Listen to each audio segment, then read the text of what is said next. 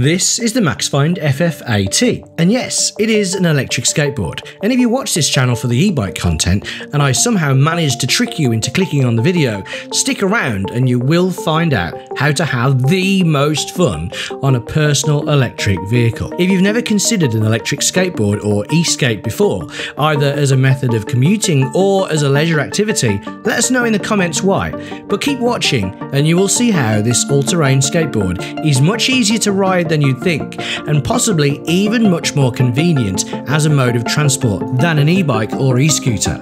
And let's face it, it's a hell of a lot cooler too. Welcome to the e-VRC, where I'm on the Maxfind FF AT, which is an all-terrain board with a little difference because, unlike most all-terrain boards, it's actually a hub motor board, which means the motors are enclosed in the back wheels, unlike most all-terrain boards which are belt driven, meaning the motors are like outboard motors away from the wheels and connected to the wheels with belts. For an all-terrain board, although it's not often done, it makes a lot of sense because obviously you're going off-road, you're going to get a lot of stuff shooting up at you, and if you've got a belt you can get things getting jammed inside it, whereas if it's in a hub, because all the motors are enclosed, it's not going to happen. In this video we'll be doing the usual speed runs, brake tests and hill climb at Sandy Lane, but on top of that I decided to bring the Maxfind with me on our family holiday to Wales, so you'll see how it copes over gravel, mud, fields, boardwalks, level crossings, speed bumps and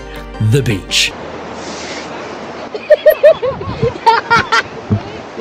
And it may not have been one of my brightest decisions, but I decided the first ride of this board should be undertaken on a rather perilous gravel track. Hopefully I'm not gonna die, because we're gonna go down there.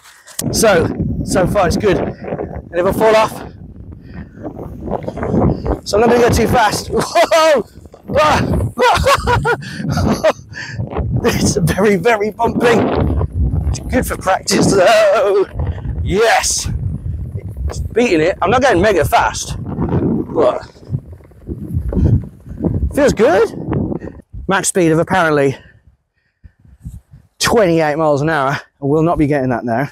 I'm finding it hard to hold the controller in my gloved hand. So, come on, go! Guys, over me!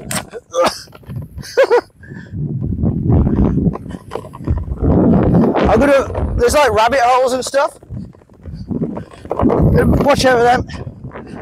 Oh god, it's cool. Woo.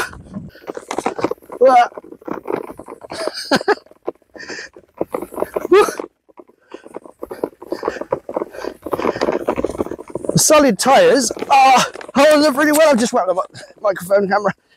I need a new one anyway. I mean, if you're going to do something to get better at something. Rocks! Let's try a path. I really don't want to fall over on here because of lack of knee protection. Right, it's going to get rough here.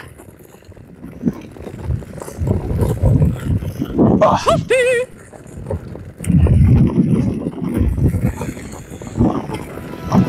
Whoa! Speed wobble. One thing I love about electric skateboards is that most of the time there's nothing to assemble. You just take it out of the box, charge the board remote and off you go. The board was well packed and came with a 3-amp charger that charges the board in about 3 hours. Sadly it was an EU plug, but it did come with an adapter, a skate tool for adjusting various bits, instruction manual, charger for the remote. If you didn't know, electric skateboards come with a remote that you have to use to control the speed and braking of the board. Now electric skateboarding may seem impressive, but it actually has a very low skill floor, meaning for most people it's extremely easy to pick up. It also has a very high skill ceiling, meaning that you'll always be improving. Stick to speed setting 2, which is actually the legal UK speed of e-bikes on this board, and you'll find it very comfortable indeed. Right, speed setting 2 takes us to about 16 miles per hour. I'm gonna up it slightly, so I'm in speed setting 3 now, which is going to take us a bit faster. 21. Personally, I think it's easier to ride than a bike. It's just that most of us have been riding bikes all our lives and can't be bothered to learn something new. But give it a go and you will be rewarded. And because this is an all-terrain board, you might feel like setting free the full power of the dual 1500 watt motors on a field where if you do fall, you'd probably just escape with a bit of grass burn. On some grass, and it's going decent speed. Whoa. Oh, that's not bad. Whoa! Woohoo! That is cool. Woohoo! I'm getting a bit wet now. Another thing that comes with the board is a spanner or a wrench for those across the pond. The reason for this is that the FF AT has double kingpin trucks. The trucks are the things that attach the wheels to the deck, and the kingpin is the big nut that attaches the trucks to the deck. It's the kingpin that allows the board to steer by leaning. A double kingpin means there's two of them, which means you can turn much more sharply. Can I go around there? Can I go around there? Just about. Whoa. Don't want to get overconfident, but that feels cool. I'm liking these trucks, and I think, and as you get better and better, you can just loosen them a bit more. Of course, double kingpin trucks have more scope for falling off, but you can tighten them such that in normal riding they feel very similar in stability to a single kingpin, but they still allow you to make quite sharp turns when required. That spanner is included because unfortunately you can't access one of the kingpins with the skate tool. The lower bolt, when upside down, has to be adjusted with the spanner, and sadly that does bring us to our first negative about the board. A, you need to use a spanner as well as the skate tool, and B, the spanner is a bit tight, so it can take a while to adjust. However, once you've dialed it in how you like it, you don't really need to worry about it too much, but it would be nice to carry a skate tool and be able to adjust everything about the board. So as well as the great turning ability, what else makes the Maxfind FF AT such an awesome commuting tool? Now on a normal street board this would be horrible. As it is, on these 165mm rubber tyres, it's not too bad. Right? I can feel it. It's not like airfield. It's not quite as soft as airfield tyres, which is way better than street wheels. I've seen a few reviews of this board already, and some people say that it's the same. I'm not getting that at all. Like they're big wheels. And although you can feel the road, it's 100% nowhere near as bad as street wheels. And since they can't get punctures, I'm actually very impressed. Those large wheels mean that you don't have to worry about a stone possibly throwing you off, and it means that you can have an altogether more relaxing ride without having to get off every time the road gets a bit rough. And obviously you wouldn't want to do this on a street board through the grass because there's a tree falling down. I'll just pull the camera. The great thing about an all-terrain board is that it's a really good everyday kind of commuter board. Like, just because it's all-terrain doesn't mean you've got to go all-terrain with it. But it's nice to have the option. Ooh.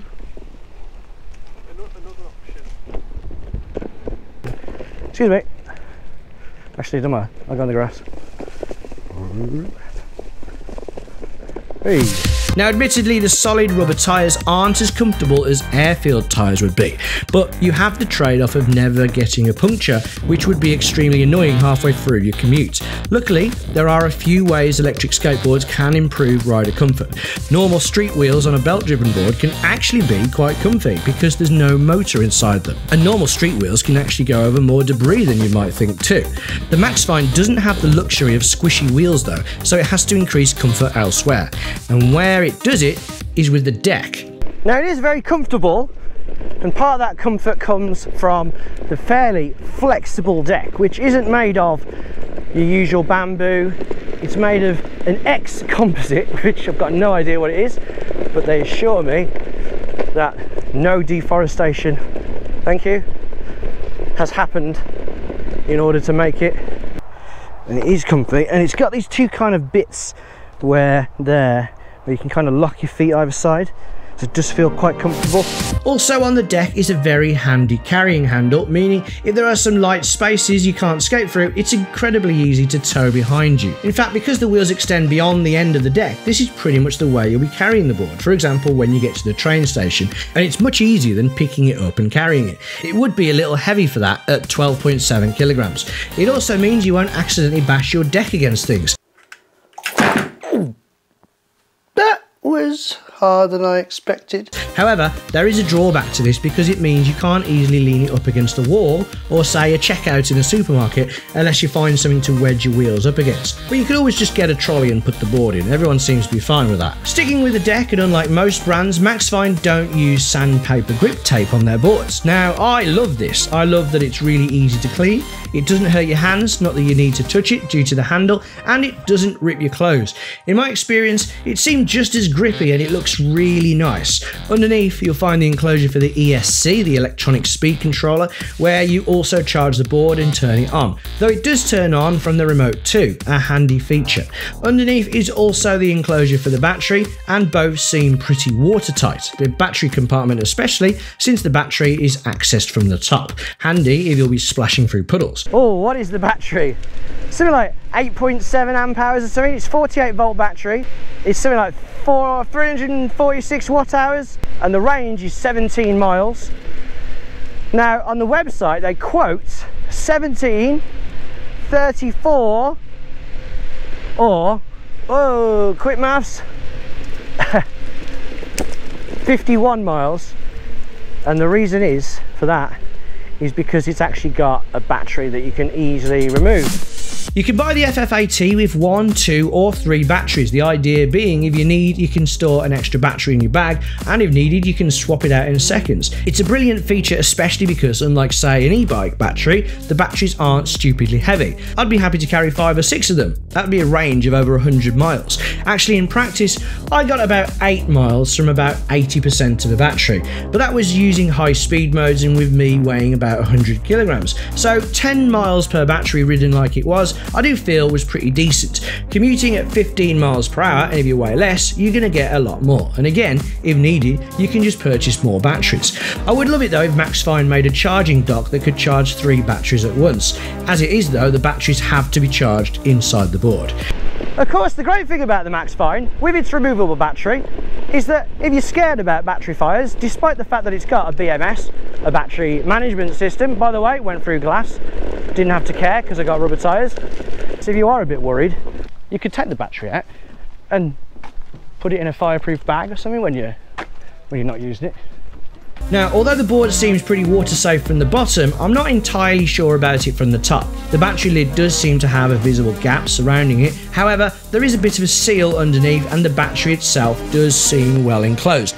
Maxfind say the board has a waterproof rating of IPX5. Basically, I'd say the board will be fine with normal rain and the odd splash, but as with any personal electric road vehicle, don't take it swimming. It accelerates really nice. It's got the Hobbywing 3.0 ESC electronic speed controller, which unlike your Lifoc Lingyi ones, they're the ones that brands like Meepo usually use, not all the time though, because they've got a few new boards out that use Hobbywing. Hobbywing are generally considered to be a smoother accelerating speed controller. And punch it. No, I'm kind of scared. Ugh, Jesus Christ. No matter how ready you are, you're never quite fully ready for it. Right, I'm going to stop at the foot of this hill and let's see if we can get up. I'm going to put the power up to 4, and now I'm pretty sure most e-bikes would not be able to do that. I had to stop it then because I didn't want to shoot over the other side. I just love that from a standstill it'll get you up the hill. Bit of a hill gets you up the hill. But how will it cope with the e-VRC hill climb test at Sandy Lane, which is currently topped by the brilliant e-bike, the Wow Cyber? Go! Whoa, bloody hell! I pressed something then.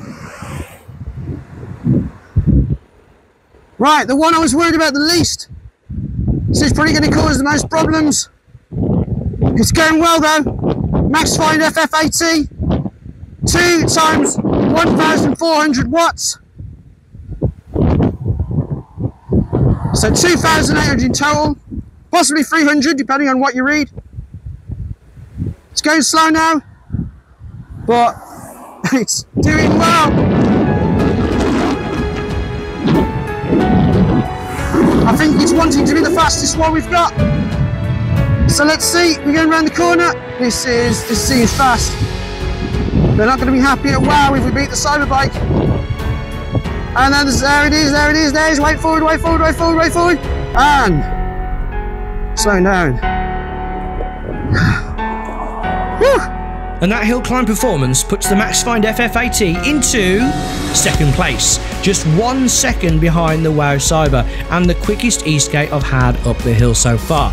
It's worth noting that as it was an e-skate, I was wearing a backpack, pads, gloves and a full face helmet, the TKO2 from Nobleman Tech, so I was quite a bit heavier. I wonder if, without all that extra chungus, the FF AT could be sitting in first place. And I also wonder if Maxfind's FF Belt, a belt-driven version of the board with smaller wheels, could knock the WOW Cyber off its perch. I'll happily test that for you, Maxfind.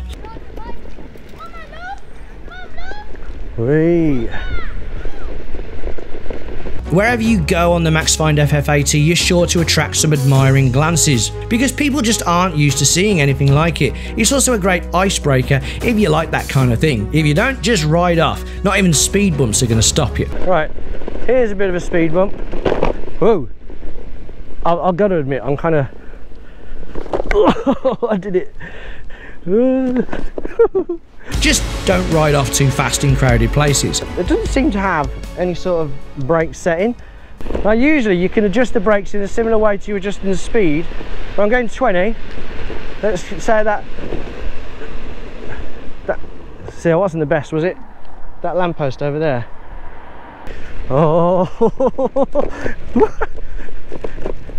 I'm not gonna, no, wait, whoa, okay, that was scary. Just remember, no matter how big your wheels are, if you're wearing shorts, you can still get stung by nettles.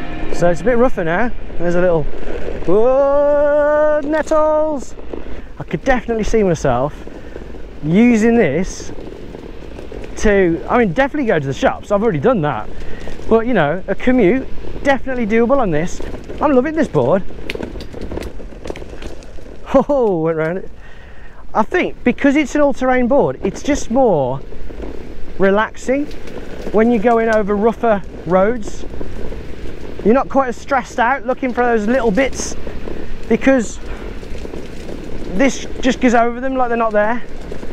It isn't a perfect board. As well as the small issues that I've already mentioned, the screen on the remote is very hard to see in the light. Towards the end of one of my rides, it started vibrating with a message on the screen, but by the time I could make out the letters, the message had gone. Eventually, I found out that it was saying I had 25% of the battery left. You may have noticed that in the B-roll, the front wheels were red, but in most of my video, they were black. Let us know in the comments if you noticed that.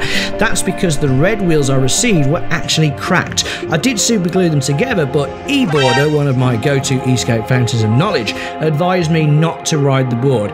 Luckily, Maxfind quickly shipped off some new wheels for me. It was later I realised that they were black, and most likely the front wheels from their other all-terrain board, the FF Plus, which is basically a less powerful version of this board. I don't know about you though, but I think I actually prefer the black wheels. But despite some minor shortcomings, it's a board that makes total sense. Hub motors means it's extremely quiet and won't be offensive to pedestrians. It also means the board is low maintenance because there are no belts to change when they snap or get things caught in them, which of course could happen a lot being an off-road board. Hub motor boards also have much less resistance, so if the unthinkable were to happen and you run out of power, they're much easier to push manually than a belt-driven board. The hot swappable batteries mean you can carry as many as you need for your journey, or simply have a spare just in case. The rubber tyres mean that you're never going to get stuck with a flat, and they also allow you to have the freedom of not having to be picky about the surfaces you'll be travelling on. Compared to e-scooters, the legalities are the same, but on a skateboard you're not as targeted. At this point, everyone knows e-scooters are illegal in the UK, but many people believe that e-skates exist in a legal grey area, and compared to my sweet dear e-bikes, an e-skate is so much easier to get onto public transport, and you can carry it into your place of work without having to leave it to the bolt cutting thieves outside. The FF AT is massively practical, but that's only half the story. I genuinely had the most fun on the FF AT than I have had on any other personal electric vehicle. I'm a big fan of e-scooters and I absolutely love electric bikes. I always will, and maybe if I had to choose only one, I'd probably choose e-bikes, but I never did this on an e-bike.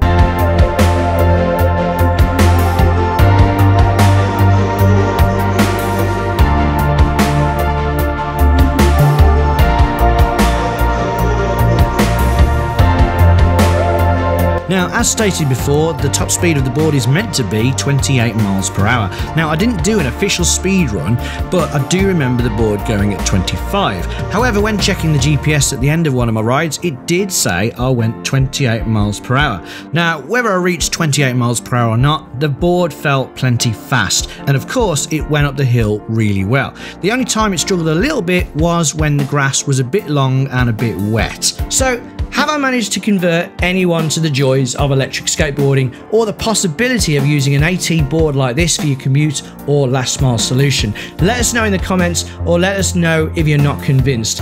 If you're new to e-skate, then there are many awesome e-skate YouTubers out there who know way more than me. Check out Amar, aka AS E-Skater, for his epic production values and knowledge.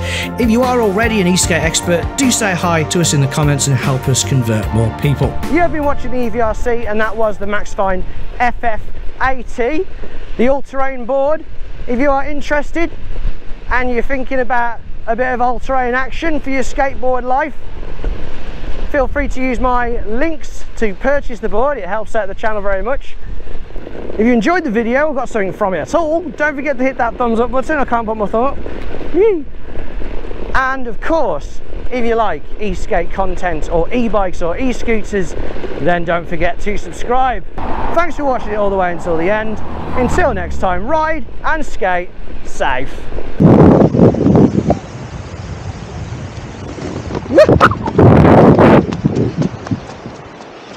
Woo!